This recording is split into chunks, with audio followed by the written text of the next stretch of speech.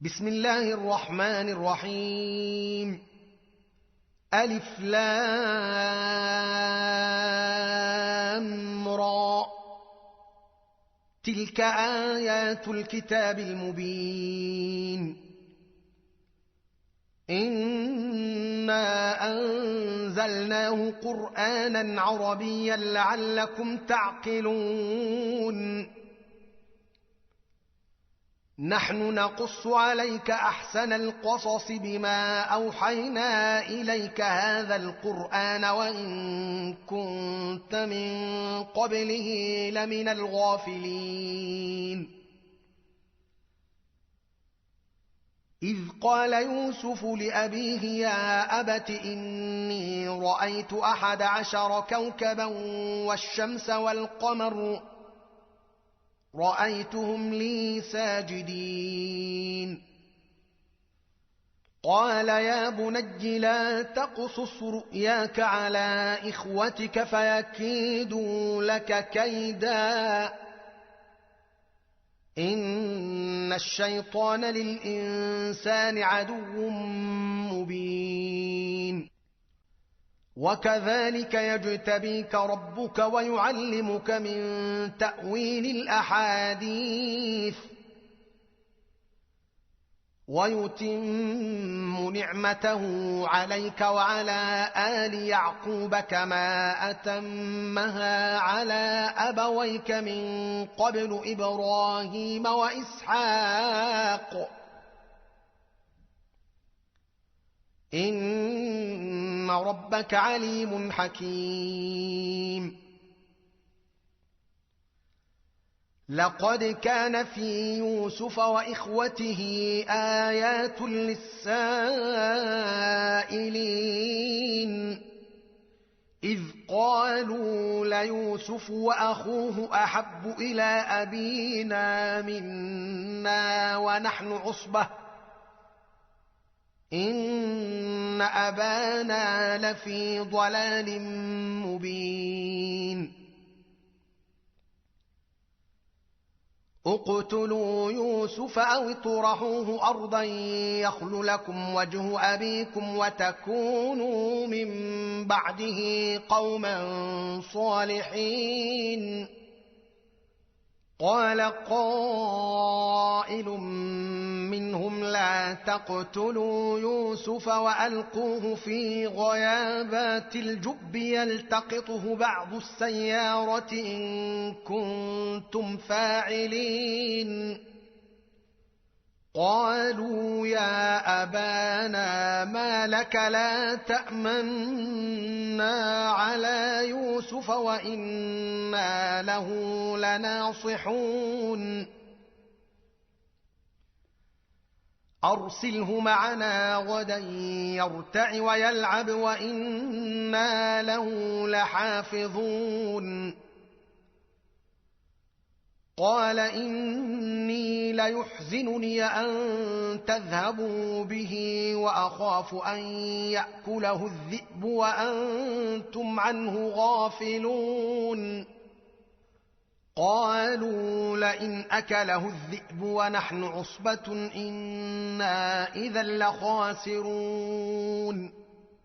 فلما ذهبوا به وأجمعوا أن يجعلوه في غيابات الجب وأوحينا إليه لتنبئنهم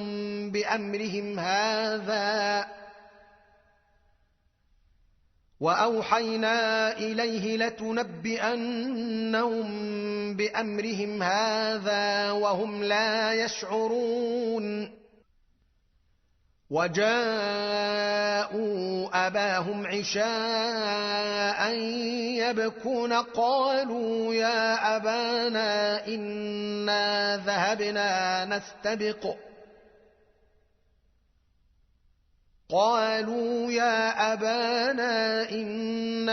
ذهبنا نستبق وتركنا يوسف عند متاعنا فأكله الذئب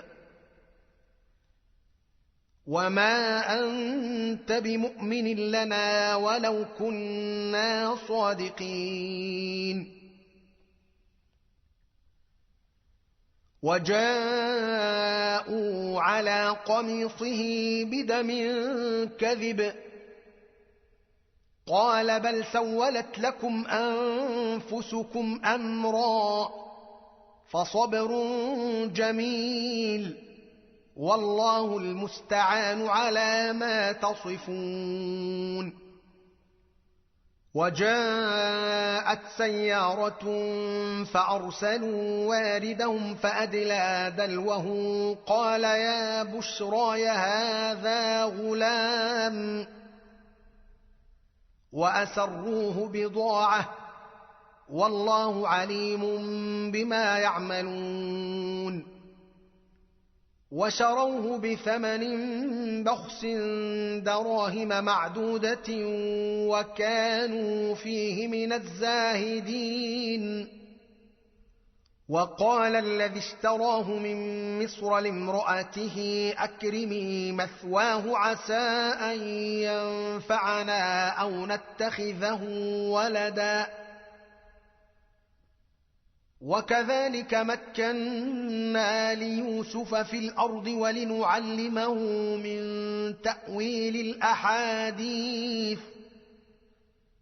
والله غالب على أمره ولكن أكثر الناس لا يعلمون.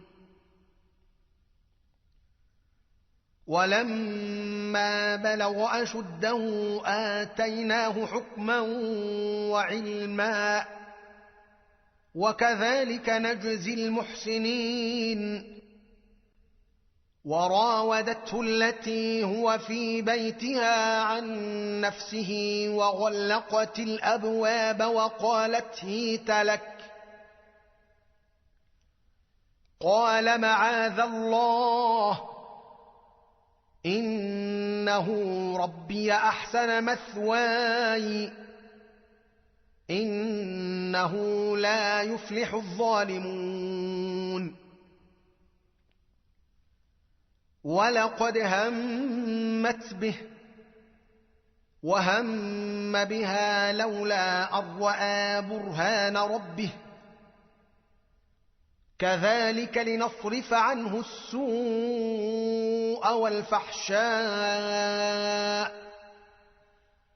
إنه من عبادنا المخلصين. واستبق الباب وقدت قميصه من دبر وألف يا سيدها لدى الباب قالت ما جزاء من أراد بأهلك سوءا إلا أن يسجن أو عذاب أليم. قال هي راودتني عن نفسي وشهد شاهد من أهلها إن كان قميصه قد من قبل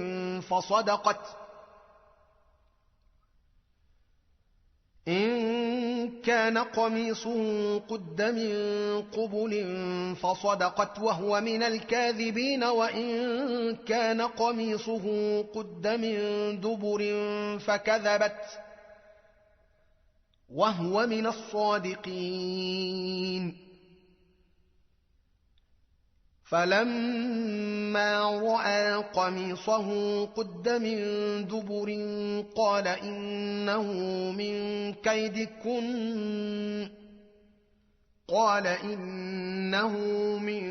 كيدكن إن كيدكن عظيم.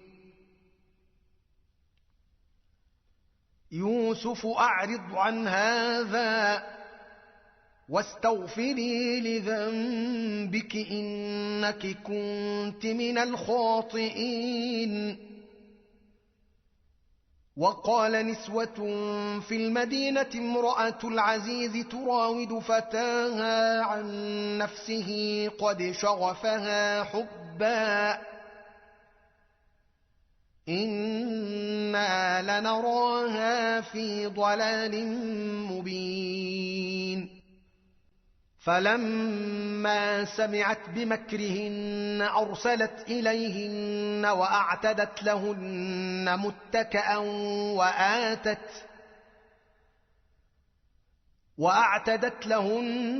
متكأ وآتت كل واحدة منهن سكينا وقالت اخرج عليهن. فلما رأينه أكبرنه وقطعن أيديهن وقلن حاش لله ما هذا بشرا إن هذا إلا ملك كريم. قالت فذلكن الذي لمتنني فيه ولقد راودته عن نفسه فاستعصم ولئن لم يفعل ما آمره ليسجنن وليكونن من الصاغرين. قال رب السجن أحب إلي مما يدعونني إليه وإلا تصرف عني كيدهن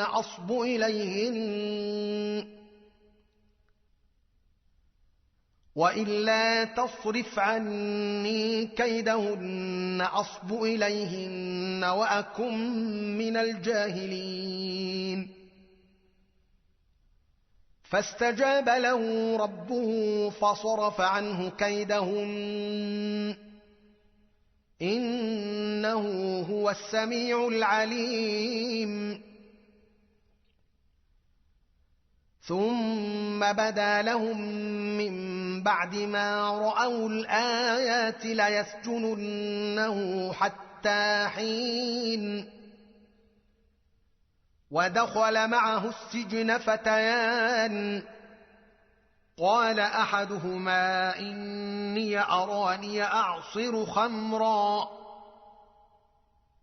وقال الآخر إني أراني أحمل فوق رأسي خبزا تأكل الطير منه نبئنا بتأويله إنا نراك من المحسنين. قال لا يأتيكما طعام ترزقانه إلا نبأتكما بتأويله قبل أن يأتيكما ذلكما مما علمني ربي إني تركت ملة قوم لا يؤمنون بالله وهم بالآخرة هم كافرون واتبعت ملة آبائي إبراهيم وإسحاق ويعقوب ما كان لنا أن نشرك بالله من شيء ذلك من فضل الله علينا وعلى الناس ولكن أكثر الناس لا يشكرون. يا صاحبي السجن أرباب متفرقون خير أم الله الواحد القهار ما تعبدون من دونه إلا أسماء سميتموها أنتم وآباؤكم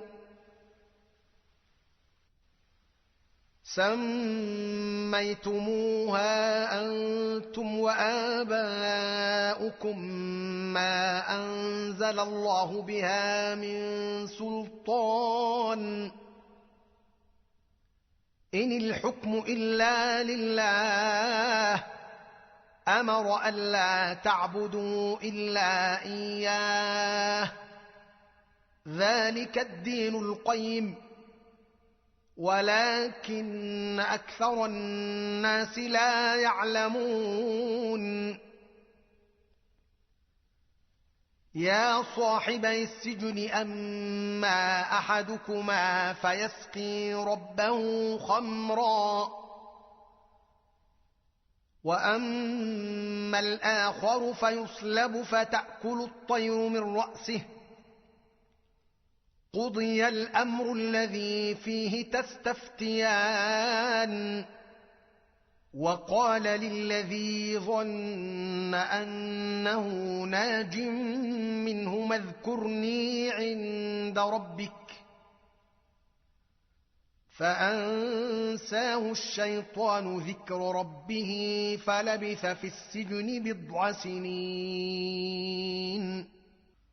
وقال الملك إني أرى 7 بقرات سمان يأكلهن 7 عجاف و7 سنبلات خضر وأخر يابسات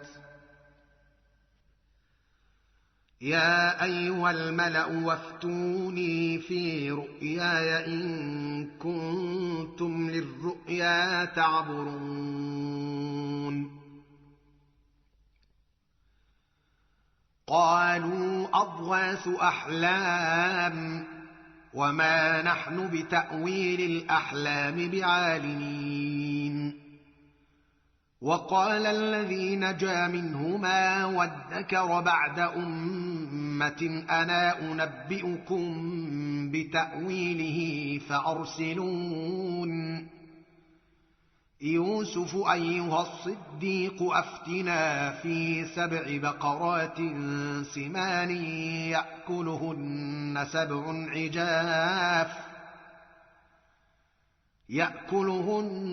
7 عجاف و7 سنبلات خضر وأخر يابسات لعلي أرجع إلى الناس لعلهم يعلمون.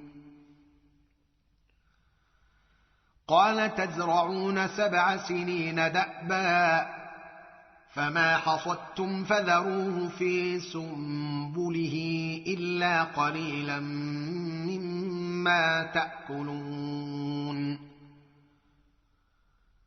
ثم يأتي من بعد ذلك 7 شداد يأكلن ما قدمتم لهن إلا قليلا مما تحصنون. ثم يأتي من بعد ذلك عام فيه يغاث الناس وفيه يعصرون. وقال الملك ائتوني به فلما جاءه الرسول قال ارجع إلى ربك فاسأله ما بال النسوة اللاتي قطعن أيديهن إن ربي بكيدهن عليم. قال ما خطبكن إذ راوتن يوسف عن نفسه قلن حاش لله ما علمنا عليه من سوء. قالت امرأة العزيز الآن حصحص الحق أنا راودته عن نفسه وإنه لمن الصادقين. ذلك ليعلم أني لم أخنه بالغيب وأن الله لا يهدي كيد الخائنين. وما أبرئ نفسي إن النفس لأمارة بالسوء إلا ما رحم ربي إن ربي غفور رحيم. وقال الملك ائتوني به أستخلصه لنفسي فلما كلمه قال إنك اليوم لدينا مكين أمين. قال اجعلني على خزائن الأرض إني حفيظ عليم. وكذلك مكنا ليوسف في الأرض يتبوأ منها حيث يشاء نصيب برحمتنا من نشاء ولا نضيع أجر المحسنين ولأجر الآخرة خير للذين آمنوا وكانوا يتقون وجاء إخوة يوسف فدخلوا عليه فعرفهم وهم له منكرون ولما جهزهم بجهازهم قال ائتوني بأخ لكم من أبيكم ألا ترون أني أوفي الكيل وأنا خير المنزلين فإن لم تأتوني به فلا كيل لكم عندي ولا تقربون قالوا سنراود عنه أباه وإنا لفاعلون وقال لفتيته اجعلوا بضاعتهم في رحالهم لعلهم يعرفونها إذا انقلبوا إلى أهلهم لعلهم يرجعون فلما رجعوا إلى أبيهم قالوا يا أبانا منع منا الكيل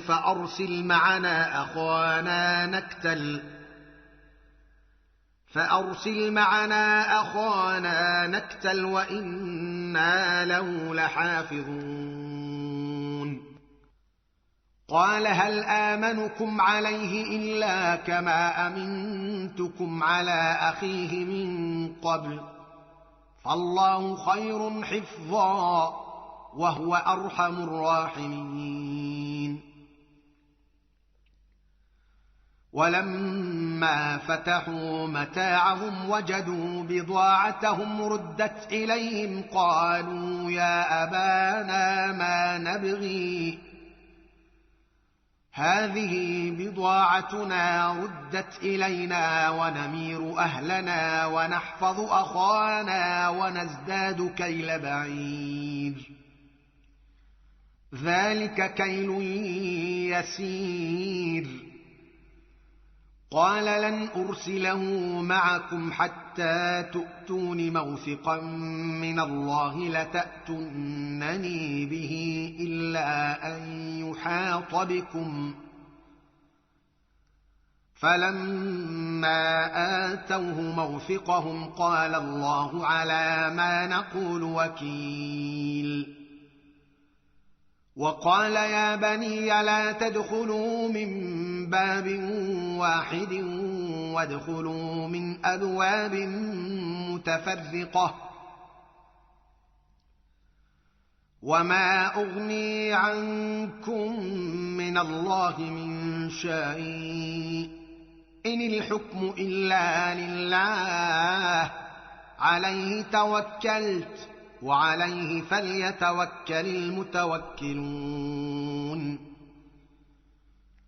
ولما دخلوا من حيث أمرهم أبوهم ما كان يغني عنهم من الله من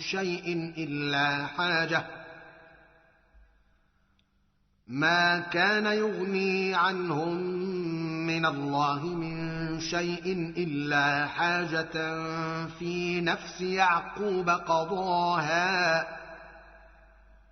وإنه لذو علم لما علمناه ولكن أكثر الناس لا يعلمون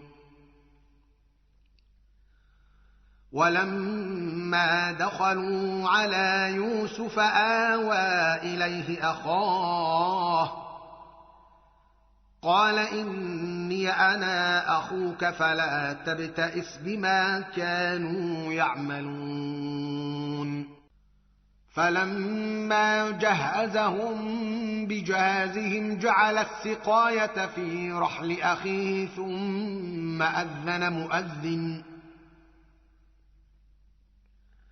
ثم أذن مؤذن أيتها العير إنكم لسارقون قالوا وأقبلوا عليهم ماذا تفقدون قالوا نفقد صواع الملك ولمن جاء به حمل بعير وأنا به زعيم قالوا تالله لقد علمتم ما جئنا لنفسد في الأرض وما كنا سارقين قالوا فما جزاؤه إن كنتم كاذبين قالوا جزاؤه من وجد في رحله فهو جزاؤه كذلك نجزي الظالمين فبدأ بأوعيتهم قبل وعاء أخيه ثم استخرجها من وعاء أخيه كذلك كدنا ليوسف ما كان ليأخذ أخاه في دين الملك إلا أن يشاء الله نرفع درجات من نشاء وفوق كل ذي علم عليم قالوا إن يسرق فقد سرق أخ له من قبل فأسرها يوسف في نفسه ولم يبدها لهم قال أنتم شر مكانا والله أعلم بما تصفون قالوا يا أيها العزيز إن له أبا شيخا كبيرا فخذ أحدنا مكانه إنا نراك من المحسنين قال معاذ الله أن نأخذ إلا من وجدنا متاعنا عنده إنا إذا لظالمون فلما استيئسوا منه خلصوا نجيا قال كبيرهم ألم تعلموا أن أباكم قد أخذ عليكم موثقا من الله ومن قبل ما فرطتم في يوسف فلن أبرح الأرض حتى يأذن لي أبي أو يحكم الله لي وهو خير الحاكمين ارجعوا إلى أبيكم فقولوا يا أبانا إن ابنك سرق وما شهدنا إلا بما علمنا وما كنا للغيب حافظين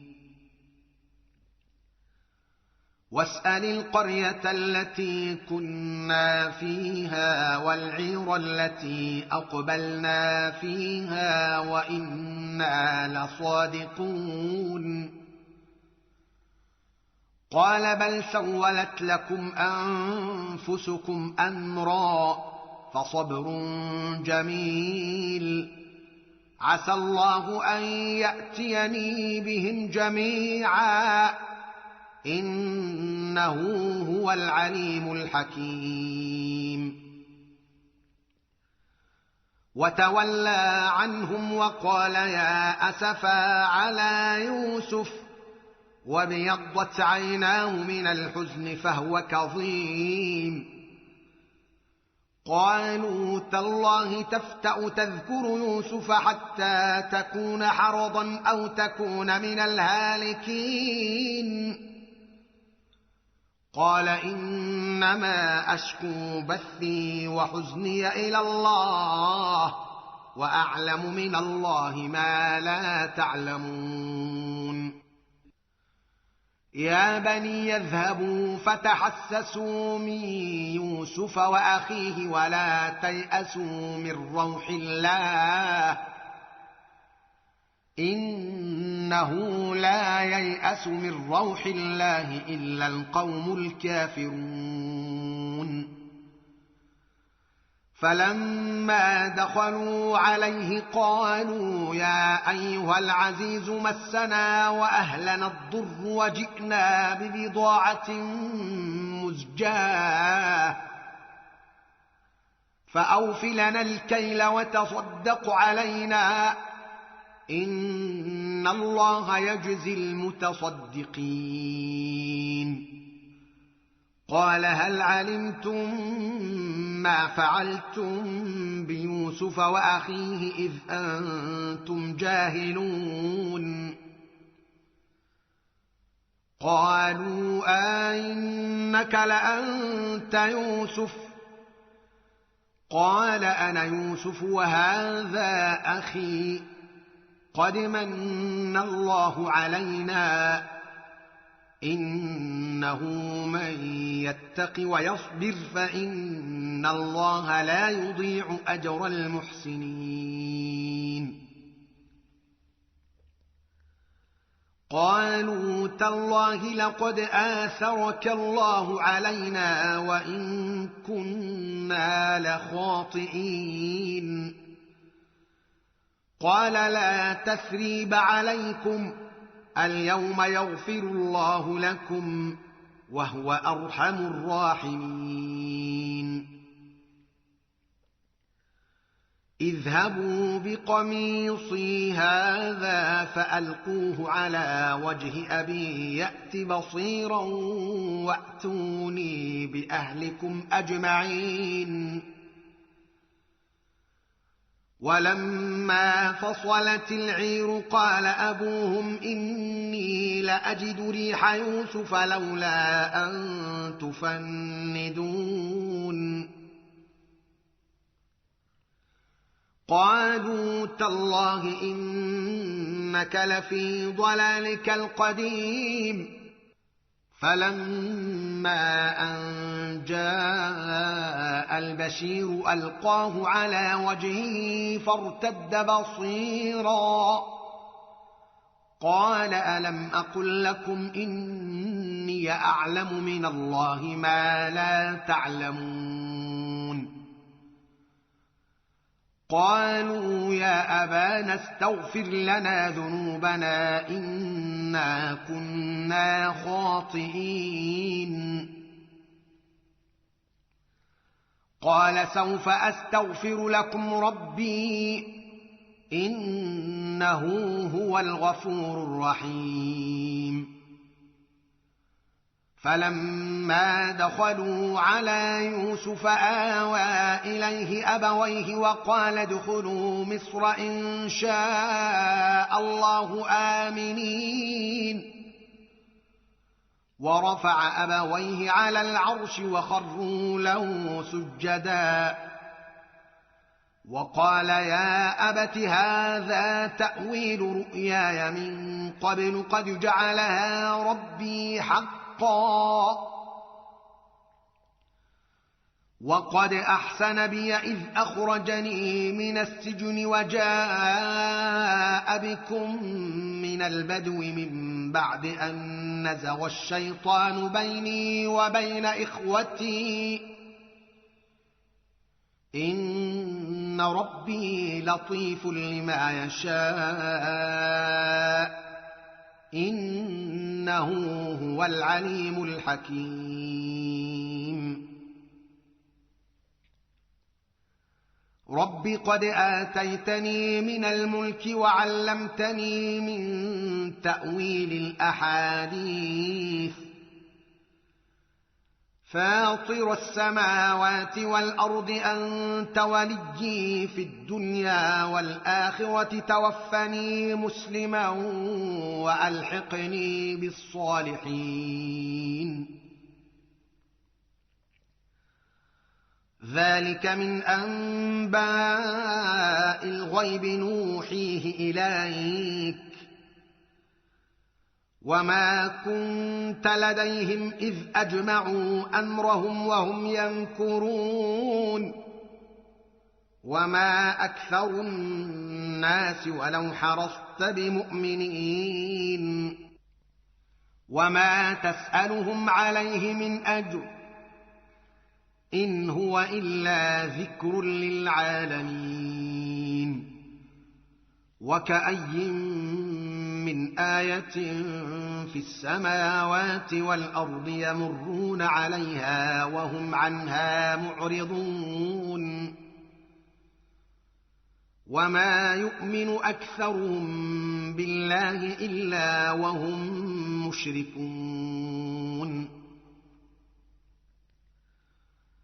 أفأمنوا أن تأتيهم غاشية من عذاب الله أو تأتيهم الساعة بغتة وهم لا يشعرون قل هذه سبيلي أدعو إلى الله على بصيرة أنا ومن اتبعني وسبحان الله وما أنا من المشركين وما أرسلنا من قبلك إلا رجالا يوحى إليهم من أهل القرى أفلم يسيروا في الأرض فينظروا كيف كان عاقبة الذين من قبلهم ولدار الآخرة خير للذين اتقوا أفلا تعقلون حتى إذا استيأس الرسل وظنوا أنهم قد كذبوا جاءهم نصرنا فننجي من نشاء ولا يرد بأسنا عن القوم المجرمين لقد كان في قصصهم عبرة لأولي الألباب ما كان حديثا يفترى ولكن تصديق الذي بين يديه وتفصيل كل شيء وهدى ورحمة لقوم يؤمنون